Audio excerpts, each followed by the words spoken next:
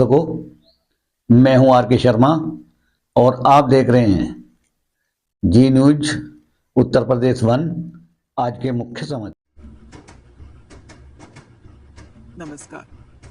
कैलाश मानसरोवर यात्रा और उसके रहस्यों के बारे में हमारी श्रृंखला में आज बात एक ऐसे प्रश्न की जो हर किसी के मन में पैदा होता है। यह प्रश्न अक्सर पूछा जाता है कि कैलाश पर्वत, मानसरोवर और राक्षस ताल भारत में क्यों नहीं है? जब भगवान शिव के अधिकांश भक्त भारत में रहते हैं, तो उन्होंने क्यों तय किया कि वो भारत की अंतर्राष्ट्रीय सीमा से कुछ दूरी पर जाकर रहेंगे, वो भी एक ऐसे देश में जो भारत के साथ शत्रुता रखता है। हर वर्ष सैकड़ों भारतीयों को चीन का वीजा लेकर कैलाश मानसरोवर यात्रा पर जाना पड़ता है। जबकि ध्यान से देखें तो कैलाश मानसरोवर भारतीय सीमा के बहुत पास है। हवा में इसकी दूरी 100 किलोमीटर से भी कम है। आसमान में बादल न हो तो उत्तराखंड के लिपुलेख दर्रे से इसे बिना टेलीस्कोप के भी देखा जा सकता है। यह चित्र जो आप अपने स्क्रीन पर देख रहे हैं, वो कैलाश पर्वत की परिक्रमा मार्ग में पड़ने वाले एक स्थान का है। यहाँ पर हमने सूर्योदय के समय कुछ दूरी पर एक चमकती हुई पर्वत चोटी देखी। जब हमने स्थानीय गाइड से पूछा तो पता चला कि वह आदि कैलाश है। यह पंच कैलाशों में से एक है। सबसे आश्चर्यजनक बात यह पता चली कि तिब्बत के स्थानीय लोग जिस प्रकार कैलाश पर्वत की पूजा करते हैं, उसी प्रकार वे दूर दिख रहे आदि कैलाश की इस चोटी को भी बहुत पवित्र मानकर उसकी यहीं से पूजा अर्चना करते हैं। दावा किया जाता है कि कैलाश मानसरोवर ऐतिहासिक रूप से कभी भी भारत की भौगोलिक सीमा में नहीं रहा। तकनीकी रूप से यह बात सही है, क्योंकि कैलाश पर्वत उत्तर में हिमालय पर्वत श्रृंखला के उस पार है जिसे तिब्बत कहते हैं। ऐतिहासिक रूप से हिमालय पर्वत श्रृंखला को ही हमेशा से भारत की सीमा माना जाता रहा है। लेकिन यह भी सत्य है कि कश्मीर के राजा गुलाब सिंह के सेनापति जनरल जोरावर सिंह ने तिब्बत के इस क्षेत्र को अपने राज्य में मिला लिया था। भारत की स्वतंत्रता और बंटवारे के समय कैलाश मानसरोवर का क्षेत्र तकनीकी रूप से जम्मू कश्मीर स्टेट का हिस्सा था।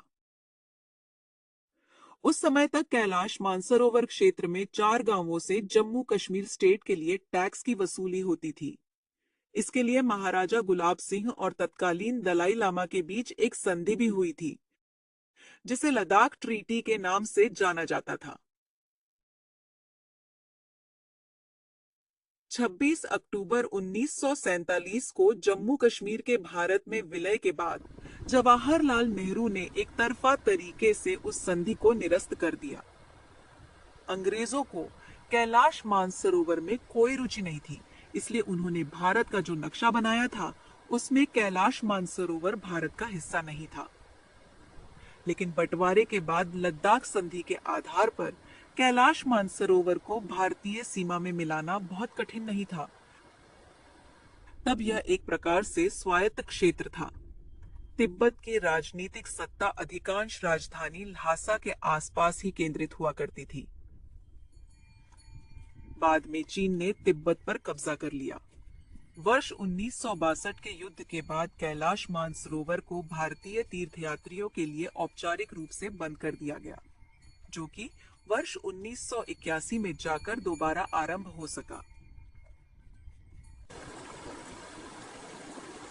भारत के लिए कैलाश मानसरोवर का यह क्षेत्र रणनीतिक रूप से भी अत्यंत महत्वपूर्ण था, क्योंकि भारत में बहने वाली 4 सबसे महत्वपूर्ण नदियों सिंधु, सतलुज, ब्रह्मपुत्र और सरयू का उद्गम यहीं से होता है। इसके अतिरिक्त हिंदुओं के लिए कैलाश मानसरोवर का धार्मिक महत्व किसी से छिपा नहीं था। जवाहरलाल नेहरू यदि संस्कारों से हिंदू होते तो वे इस बात को समझ पाते। पहले कैलाश जाने वाले भारतीय तीर्थयात्रियों को जनरल जोरावर सिंह की समाधि पर भी ले जाया जाता था, लेकिन बीते कुछ वर्षों से चीन सरकार ने इसे बंद कर दिया है। कैलाश, मानसरोवर यदि आज भारत की भौगोलिक सीमा में नहीं है तो यह बिना भगवान शिव की इच्छा के संभव नहीं। यह संभव है कि शिव जी ने जानबूझकर स्वयं को भारत से कुछ दूर रखा। ऐसा नहीं है कि चीन के प्रशासन में कैलाश मानसरोवर के आसपास पूरी पवित्रता है। वहां पर मांसाहार सामान्य बात है। मानसरोवर के आसपास भी जानवरों की हत्या के चिन्ह हमने देखे। चूंकि वहां पर सभी 100% मांसाहारी हैं, तो यह सब स्वाभाविक है। लेकिन कैलाश और मानसरोवर के आसपास कोई शहरीकरण नहीं हुआ। जो गेस्ट हाउस बनाए वो एक तय सीमा से कम ऊंचाई वाले हैं।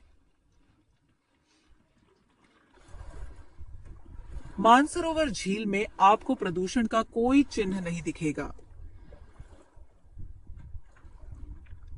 मानसरोवर झील आज भी एक दैवीय रूप में दिखाई देती है।